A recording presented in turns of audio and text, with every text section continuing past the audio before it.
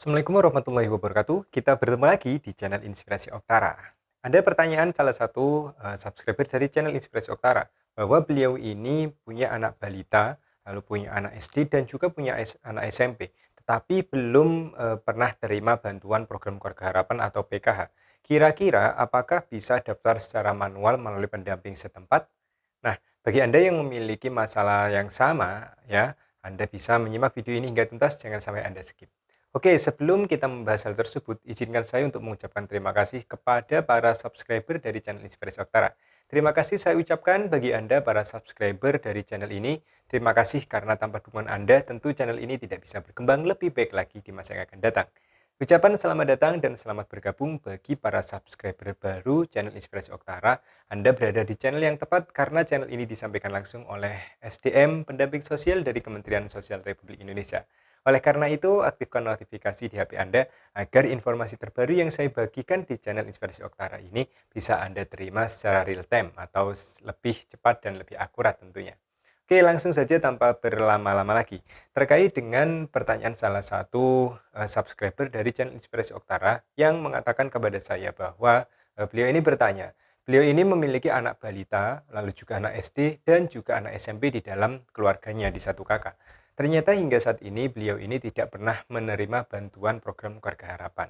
Nah, pertanyaan selanjutnya, apakah bagi yang tidak memperoleh bantuan PKH dan memiliki komponen, bisakah daftar secara manual kepada pendamping di tempat tinggalnya ya atau pendamping setempat yang ada di desa ataupun kelurahan? Nah, bisakah daftar ke pendamping secara manual? Oke, langsung saja kita akan membahas hal tersebut. Pertama, perlu Anda ketahui dari permasalahan ini, mungkin bagi Anda yang mengalami kasus yang sama, kita lihat ada dua yang harus kita disclaimer ya, harus kita sendirikan. Pertama adalah mereka yang sudah masuk ke dalam data terpadu kesejahteraan sosial ya. Pertama adalah itu.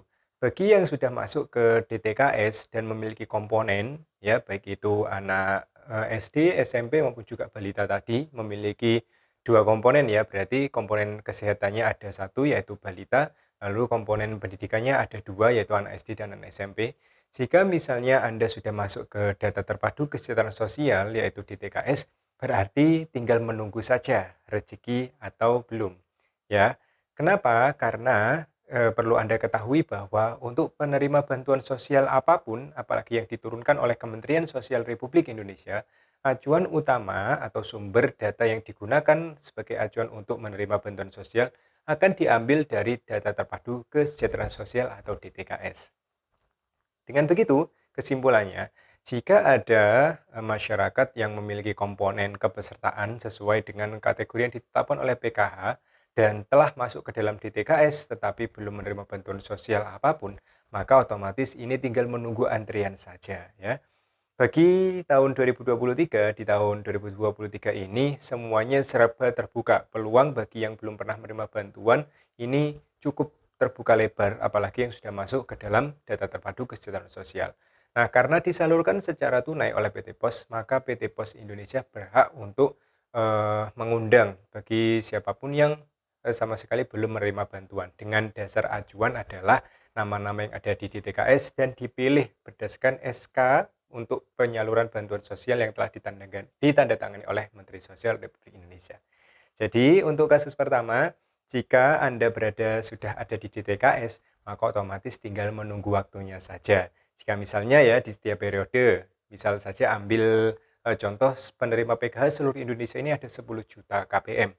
Jika di penyaluran tahap keempat ternyata mau masuk ke penyaluran tahap pertama tahun 2023 berkurang sejumlah 1 juta KPM misalnya, maka otomatis di tahap pertama akan digenapkan menjadi 10 juta KPM. Diambil dari mana?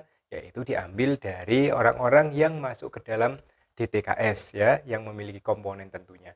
Jadi bagi penanya subscriber channel Inspirasi Oktara yang kita bahas di kesempatan kali ini, jika Anda sudah ada di DTKS, maka otomatis Anda tinggal menunggu rezekinya saja. Terus berdoa dan ketika misalnya Anda ditetapkan, dianggap sudah layak ya untuk menerima bantuan, dianggap ekonominya kurang mampu dan otomatis Anda memiliki komponen seperti yang disebutkan tadi ya, yaitu balita, anak SMP dan anak SD, maka jika sudah rezekinya Semoga saja nama Anda bisa dipilih oleh Kementerian Sosial untuk ditandatangani ke dalam SK dan tentunya akan diundang hadirkan oleh PT Pos Indonesia untuk menerima bantuan PKH atau bantuan sosial yang lainnya. Itu untuk kategori yang pertama jika masuk ke dalam DTKS. Nah, kategori kedua ini untuk kasus jika misalnya penanya tersebut ternyata sama sekali belum masuk ke dalam DTKS. Ini bagaimana?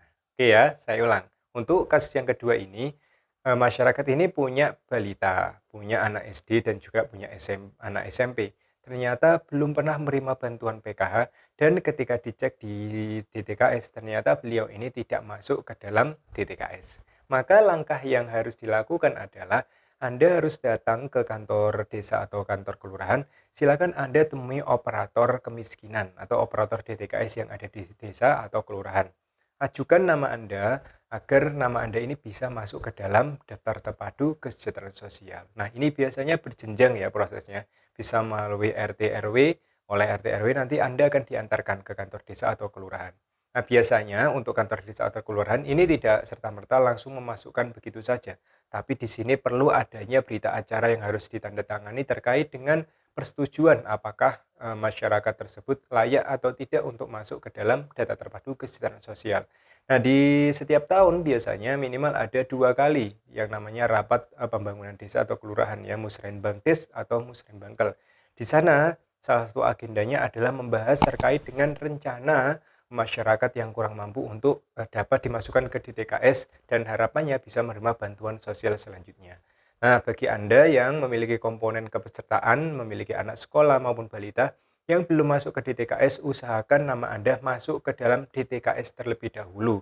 Solusinya, silakan Anda datang ke kantor desa atau kelurahan, tanya baik-baik bagaimana caranya agar Anda bisa masuk ke dalam DTKS. Jadi seperti itu. Nanti akan dibimbing oleh petugas yang ada di desa atau kelurahan. Nah, dari dua penggolongan tadi, baik yang sudah masuk DTKS maupun yang belum masuk ke DTKS, berarti kesimpulannya Anda tidak bisa daftar secara manual kepada para pendamping program Keluarga Harapan atau pendamping PKH. Kenapa? Perlu Anda ketahui bahwa pendamping sosial, ya baik yang mendampingi PKH maupun bantuan sosial yang lainnya, pendamping PKH ini tidak bisa mendata Anda untuk diajukan langsung memperoleh bantuan PKH. Karena kami SDM pendamping sosial ini sifatnya adalah user data atau pengguna data. Untuk aturan yang sudah diberlakukan sejak Ibu Tri Risma hari ini menjadi Menteri Sosial, maka untuk pengajuan data kemiskinan, data orang-orang yang kurang mampu yang masuk ke DTKS, ini dilakukan murni dari bawah hingga diajukan ke Kementerian Sosial. Ya, jadi dari usulan RT RW yang dirapatkan melalui musyawarah desa atau kelurahan ini akan diajukan ke Dinas Sosial hingga nanti sampai ke Kementerian Sosial Republik Indonesia.